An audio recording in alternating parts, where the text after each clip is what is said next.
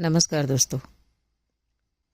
अतुल सुभाष का पूरा हक बनता था अपने बच्चे से मिलने का, फिर चाहे उसकी कितनी भी गलती क्यों ना रही हो। बच्चे के लिए दोनों ज़रूरी होते हैं। गलती चाहे हस्बैंड की थी, चाहे वाइफ की थी, चाहे ससुराल वालों में से किसी की भी थी, चाहे मायके वालों की, चाहे ससुराल वालों की। गलती किसी की भी कितनी भी क्यों ना हो, लेकिन बच्चे के लिए माँ बाप दोनों ज़रूरी होते हैं।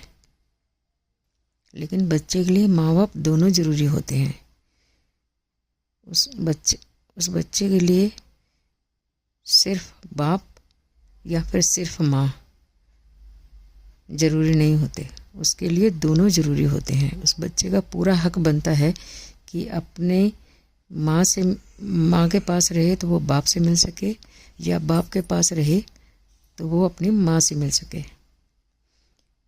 फिर माँ की कितनी भी गलती हो या उसके बाप की कितनी भी गलती क्यों ना हो, बच्चे का बेसिक राइट है कि वो दोनों से मिल सके। वैसे तो बच्चे को दोनों के पास रहना चाहिए, मियाँ बीवी को इकट्ठे रहना चाहिए, पर चलो जो भी आपस में कुछ भी हुआ तो बच्चे का पूरा हक बनता है कि वो बाप से मिल सके। बच्चे का पूरा हक बनता है कि वो अपने दोनों माँ बाप से मिल सके। माँ ने अपने बच्चे को उसके पिता से नहीं मिलने दिया, यानी अतुल सुभाष से नहीं मिलने दिया, गया। ये बहुत बड़ी नाइंसाफ़ी हुई उस बंदे के साथ। उसका पूरा हक बनता था कि वो अपने बच्चे से मिल सके। मुझे तो यही बहुत बुरा लगा सुन के कि उसको इतने सालों में मिलने ही नहीं दिया गया। 4 साल का बच्चा हो गया है तो उसको मिलने ही नहीं दिया जा रहा। बताओ, उस बंदे को अपने बच्चे की शक्ल तक याद नहीं है। उसको फ़ोटो देख के उसकी शक्ल याद करनी पड़ती है। बताओ ये क्या तरीका है। और उस लेडी जज पे भी बहुत बड़ा सवाल है कि तुम लोगों को शर्म नहीं आती। कोर्ट में बैठे हो और तुम्हें इंसाफ देना है और तुम घूस मांग रहे हो, तुम रिश्वत मांग रहे हो उस बंदे से।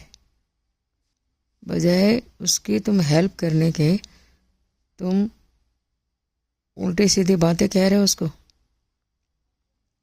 तो हमारे जुडिशरी सिस्टम पे भी बहुत बड़ा सवाल है कि ऐसे बंदे को अपनी बात सुनाने के लिए सुसाइड करना पड़ता है, मर जाना पड़ता है, तब देश जागता है। तब देश के आदमी जागते हैं या औरतें जागती हैं, या तब सिस्टम जागता है। क्या अब कोई भी सिस्टम या कोई भी जज या कोई भी वाइफ या उसकी अपनी ही वाइफ या कोई हस्बैंड या कोई आदमी, मतलब दुनिया का कोई आदमी, क्या उसकी जान वापस ला सकता है? जब हम किसी की जान वापस नहीं दे सकते तो हम किसी की जान लेने का भी हक नहीं रखते। हम चाहे माने या ना माने, ये बहुत बहुत बहुत गलत हुआ उस बंदे के साथ। पर यह भी बात पक्की है कि अगर वो सुसाइड ना करता तो अपनी बात कहता, तो मुझे नहीं लगता आप और हम या कोई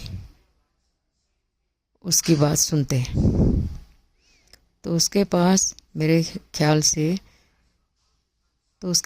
ख्याल से लास्ट ऑप्शन यही था कि सुसाइड कर जाए।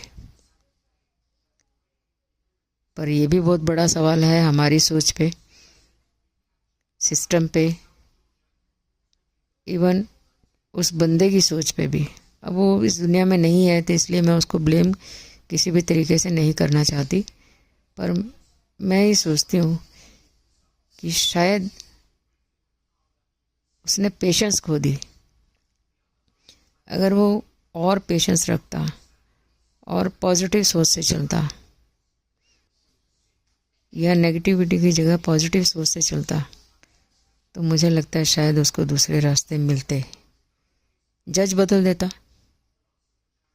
किसी और जगह अपनी जाके किसी और कोर्ट में जाके अपनी बात करता, या उससे हायर कोर्ट में जाता, या जो भी करता, वकील बदलता, किसी और वकील से जज से बात करता, कंसल्टेशन किसी से लेता, कुछ भी करता। मेरे को लगता है कुछ और रास्ता हो सकता था। मरना ऑप्शन किसी भी तरीके से मैं उस चीज़ को सपोर्ट कर ही नहीं सकती, क्योंकि कोई बंदा अपनी जान लेने के बाद वापस नहीं ला सकता। कोई भी किसी की जान, कोई भी अपनी जान वापस ला ही नहीं सकता। और ज़िंदगी ऐसे नहीं होती कि आप किसी भी तरीके से परेशान होकर अपनी जान गंवा दो। तो मुझे लगता है कोई और रास्ता होना चाहिए था अपनी बात कहने का।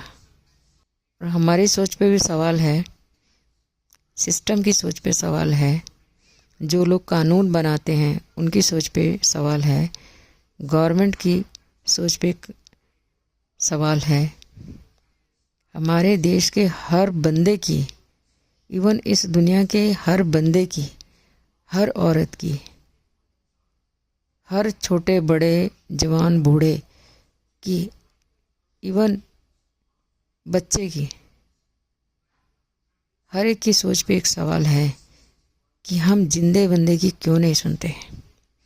कोई मर जाता है तो फिर हम सुनने लगते हैं, फिर क्या फ़ायदा, वो बंदा तो गया ना जान से। तो क्यों नहीं हम पहले सुनते। कहते हैं जो बोल सकता है उसकी तो हमें सुननी ही चाहिए, जो नहीं बोल सकता उसकी हमें डबल सुननी चाहिए। घर हमारा नहीं बोल सकता, उसके बाद भी वो बहुत कुछ हमें बताता है बिना बोले, तो उसको हमें डबल सुनना चाहिए। जानवर हमें अपनी बात नहीं कह सकते, उन्हें हमें डबल सुनना चाहिए। पशु पक्षी पेड़ हमें अपनी बात नहीं कह सकते, उन्हें हमें डबल सुनना चाहिए। तो इंसान तो बोल सकता है, हम उसको क्यों नहीं सुनते। उसके लिए तो ज़्यादा मेहनत भी नहीं करनी, वो अपनी बात कह सकता है, तो उसको हमें सुनना चाहिए। अब हम कहें कि लाश नहीं सुन सकती, लाश हमें अपनी बात नहीं कह सकती, फिर हम डबल सुने, तो ये तो कोई अकल नहीं। उस बंदे की जान बच सकती थी, उस बंदे की जान हम लोगों की बेवकूफ़ियों से चली गई। पर यह भी सवाल है हमारी सोच पे, सिस्टम की सोच पे, हम लोगों की सोच पे। बहुत सारे लोग अभी भी केस लड़ रहे होंगे, बहुत सारे लोग सुसाइड कर जाएंगे, पर क्या हमने उनको सुसाइड से बचाने का कोई तरीका निकाला है? क्या सिस्टम सुधर जाएगा या सुधर गया है? क्या उनकी प्रॉब्लम हमने सुनी है? क्या उनको हमने कोई हल उनकी प्रॉब्लम का दिया है? तो अंदर से जवाब आएगा नहीं। तो मैं तो बहुत बड़ी मेरे दिमाग में ये चीज़ आती है, और ये सच भी है, फैक्ट है ये। हमने आदमी औरत का चक्कर रखा ही क्यों है? आदमी औरत से पहले हम इंसान हैं, तो हम इंसान के हिसाब से क्यों नहीं सोचते? इंसान के हिसाब से सिस्टम क्यों नहीं काम करता? इंसान के हिसाब से लॉज क्यों नहीं बनते, कानून क्यों नहीं बनते? हमने कहीं हिंदू मुस्लिम में बांट दिया लोगों को, कहीं औरत आदमी में बांट दिया है, कहीं बच्चे बूढ़े में बांट दिया है, कहीं जवान बूढ़े में बांट दिया है, कहीं बीमार ना बीमार के उसमें हमने बांट दिया है। ये क्या समझदारी है हमारी? पहले बहुत ज़्यादा औरतें सफ़र करती थी, पहले बहुत ज़्यादा औरतें सफ़र करती थी, अभी भी बहुत ज़्यादा सफ़र करती हैं, पर पहले से शायद कहीं कम हुआ है। पर इसका मतलब ये है कि पहले कानून आदमियों को सपोर्ट कर रहा था, और अब कानून जो औरतों के लिए बने हैं वो आदमियों के अगेंस्ट हो गए हैं। वो आदमियों के अगेंस्ट हो गए हैं। तो पहले जो औरतें सफ़र कर रही थी, कोई कानून था ही नहीं। आदमियों को क्या सपोर्ट कर रहा था, वो पहले कानून कोई था ही नहीं औरतों के लिए। और अब आदमियों के लिए कोई कानून नहीं। तो यहाँ क्या सवाल नहीं है कि जब भी हमारी सरकारें या पार्लियामेंट या कोई भी सिस्टम या कोई भी जज या कहीं भी कोई भी रूल बनता है, हमारे पार्लियामेंट में जब भी कोई कानून पास होता है तो एक तरफा क्यों होता है?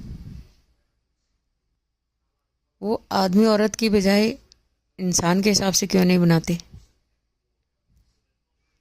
इंसान के हिसाब से, इंसान को सामने रख के आप कानून बनाओ, इक्वलिटी का कानून बनाओ कि जो गलती करेगा उसको सज़ा मिलेगी, कि जो गलती करेगा उसको सज़ा मिलेगी।